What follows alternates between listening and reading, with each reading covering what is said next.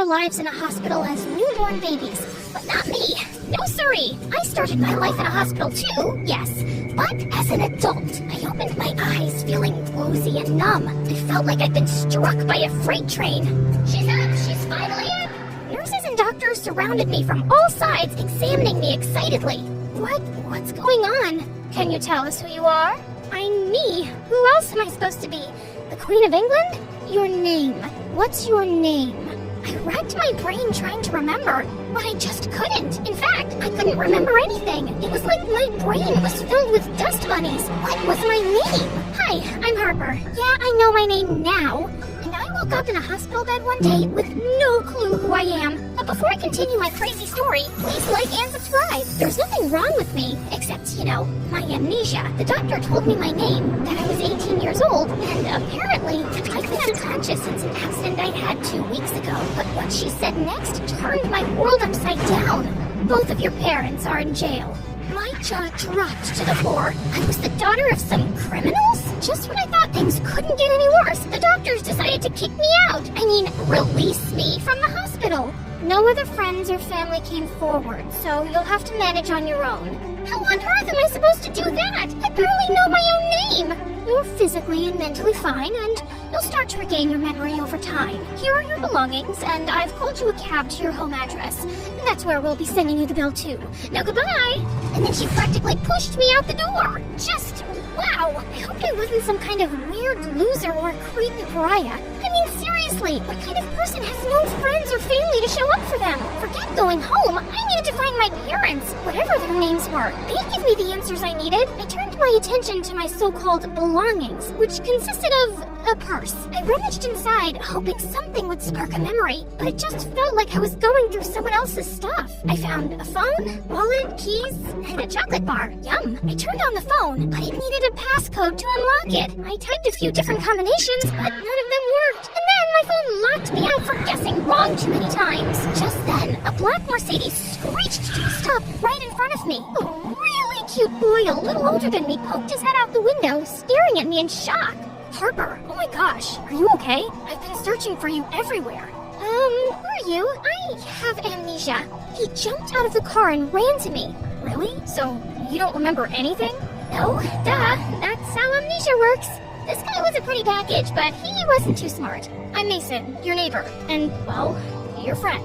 My friend? Mason pulled out his phone and showed me a photo of the two of us together smiling. We looked good together. Have you spoken to your parents? Not yet. My stupid phone's locked, and I can't remember the password. Mason put his hand on my shoulder. Don't worry about it. I'm here now. Just then, I heard heavenly music play as the skies opened up, and a bright light shined down on my head, and then butterflies danced around me. I wasn't a weirdo. I had a friend. Plus, he was a cutie, and he smelled amazing. Mason offered to drive me home. I'd like to see my parents first, but I don't know what jail they're in. Don't worry, I'll find out and arrange a visit. Just then, my stomach let out a loud growl. But first, let's get you some pizza. We can grab a slice down the corner. A slice? I haven't eaten in 2 weeks, man! Mason laughed and bought me an extra-large pizza before taking me home. 20 minutes later, we pulled up to a luxurious apartment building. Wow, is this where I live? Yep, this is where we both live. I live 1 floor below you. Mason was the perfect gentleman. He helped me out of the car, opened every door for me, and generously tipped the doorman. As we rode the elevator to the penthouse floor, Mason's hand brushed against mine, and my heart skipped a beat. Mason said we were just friends, but it felt like we were so much more. I thought to ask him, but I was too shy. What if he didn't like me that way and was just being nice? I didn't want to scare him off, so I stayed quiet. My apartment was huge and so fancy inside, with expensive furniture, exquisite paintings, and crystal chandeliers. A family portrait hung on a wall with a gold-plated frame, and I paused in front of it. My parents looked like really nice people. Mason, what are my parents' names? And why are they in jail? Suddenly, you looked really uncomfortable. Mr. and Mrs. Harrison did some illegal stuff, but I don't know the details. I'm sorry.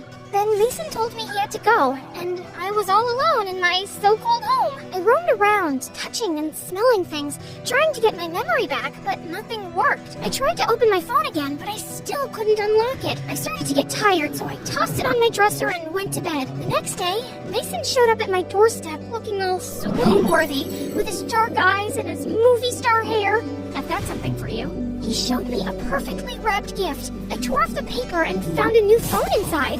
I know you can't unlock yours, so I got you a new one. Also, I have my best people trying to find out exactly where your parents are. We'll find them soon.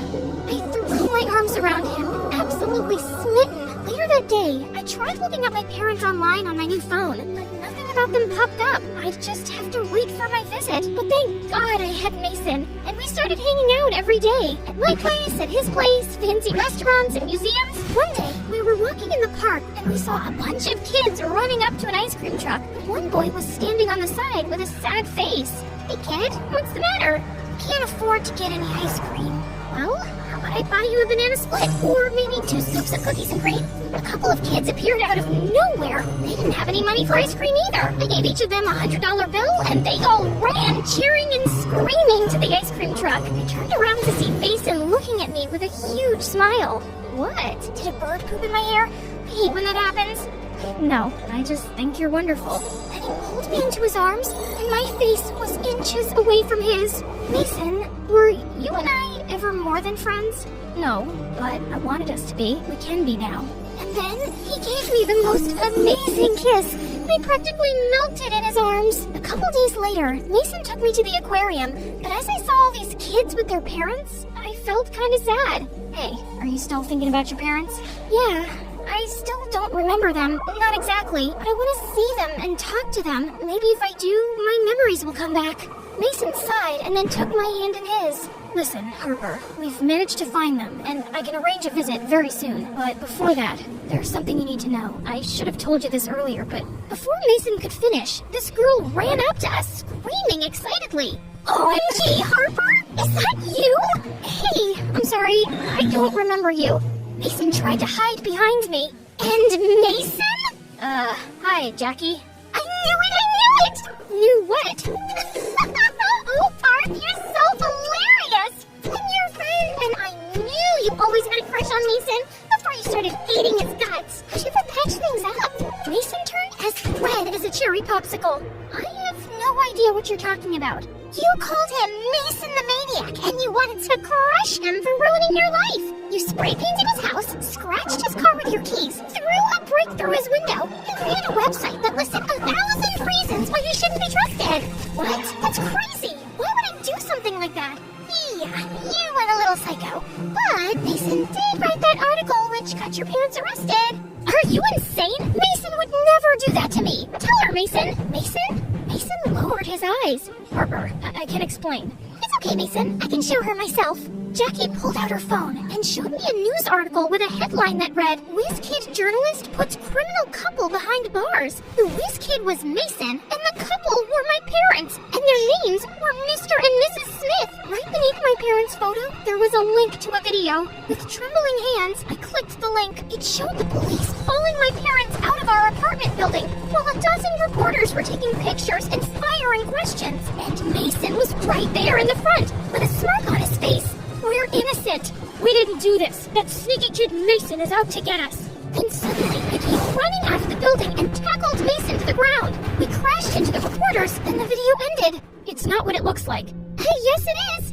I just couldn't believe it. Suddenly, I got so mad, my hands started shaking. I slapped Mason really hard across the face, then stormed off. I took a taxi straight home and spent the rest of the night crying into my pillow. Mason called me 1,000 times, but I refused to answer. He even came to my door with flowers, but I ignored him. I looked my parents up online. I found Mason's article and read all about my parents' crimes. Mason accused them of stealing from tons of banks, museums, and even a children's hospital, but my parents claimed they were innocent, and Mason was a liar. He'd lied to me about being my friend too. No wonder I hated his guts. One night, when I was watching Love Stories on MSA, no, don't trust him. He's hot, but he's a bad guy. And stuffing my face with ice cream and cookies, I got a call from the apartment building's reception desk. Ma'am, there's a call for you from your mother. I'm putting you through. I shot up straight as an arrow. My mom was calling me from prison? Oh, Harper, how are you? We heard you were in the hospital after the accident, and then you were released. I wasn't allowed to make calls any sooner, and I tried your cell phone first. Oh, I've been so worried, love. Mom, where are you? Can I come see you? I was able to schedule a visit to prison for the next day. I met my mom in this big room surrounded by other inmates and their visiting families. Oh, I can't believe you're here. Your dad wanted to see you too, but he got into a fight with an inmate and isn't allowed visitors for a week. I've missed you so much, baby. Suddenly, I just broke down in tears. Mom, I'm so confused. I lost all my memories in the accident. What? You don't remember anything? No, nothing. I just know that you're in jail because Mason said you guys did all these awful things. Mason? Oh, what I wouldn't do to wring that boy's neck. We wouldn't be in this mess if it wasn't for him. He's evil, Harper. You can't trust a word he says. I'll explain everything later, but first, you need to listen to me closely. Mom leaned in and whispered, "Get the money out of the safe." What safe? It's in a secret room behind my closet. Your dad and I stored things for the family business there. We didn't tell you about it because you were too young. I need you to use the money we've kept in that room to bail us out. The combination is in a drawer in my desk, and be careful.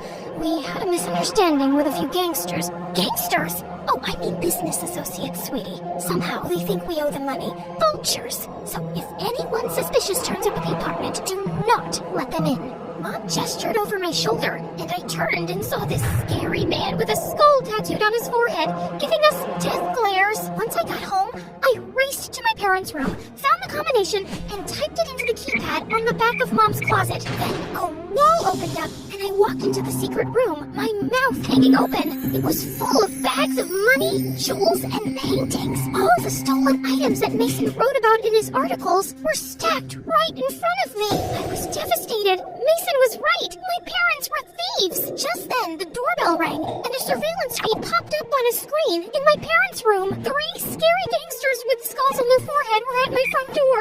"I know you're in there, Harper. We want our money." I spoke through the speakers. "Sorry, Harper's not home. She's moved to the moon." The gangsters got really angry and kicked down the main door. I locked my parents' bedroom door, and feeling completely freaked out, I called Mason. Mason answered on the first ring. "What's wrong?" "You were right. My parents are bad, and now these gangsters are out to get me. What should I do?" Mason told me to run to the window. I peeked down and saw him waving at me from the window below. He told me to climb down. Are you crazy? What do I look like, Spider-Man? You used to climb down all the time when we were kids. Well, I don't remember that. Suddenly, I heard the gangsters pounding on my parents' door. Okay, maybe some memories are coming back. Come on, you can do it. I've got you. Somehow, Mason's words gave me confidence, so I took a deep breath and started climbing down. Suddenly, I lost my grip and screamed as I fell, but Mason caught me just in time. He pulled me inside through his window and hugged me. "You're okay, Harper. You're safe now." "Okay, cool. This is really nice. You always smell so comforting, like fresh laundry." I still have to call the police. You mind letting me go? We reported the gangsters to the police, and they were arrested and hauled off to jail. After that, Mason walked me back to my apartment. When we got to my door, tears started streaming down my face. Mason, was I a bad person, like my parents? No, you didn't even know they were criminals. Your parents lied to everyone about their business for years. But I did all those horrible things to you. Why did you even go to the hospital to find me? Because it was my fault you got hurt. Mason's words shook me to my core.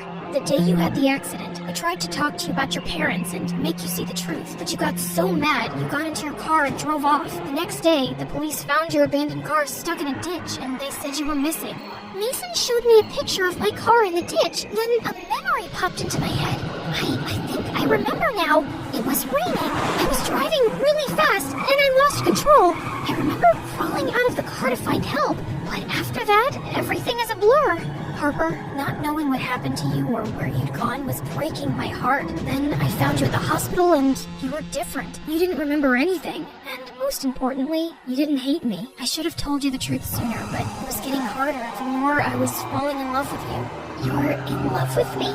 I've always had a thing for you. I'm sorry I lied. I understand if you never want to see me again. I love you, Harper, but I don't want to come between you and your family. He started walking away, and suddenly my phone rang. It was the number from prison. It must be my mom calling. As I watched him leave, my heart ached. I had to choose. I could bail out my family, help them clear their names, and go back to their criminal activities. Or I could take a chance on a different life. I shoved my cell phone into my pocket, ran to Mason, and grabbed his hand. Let's go and tell the police about the proof I found in the secret room. I choose to be a good person. I choose to be happy. I choose you.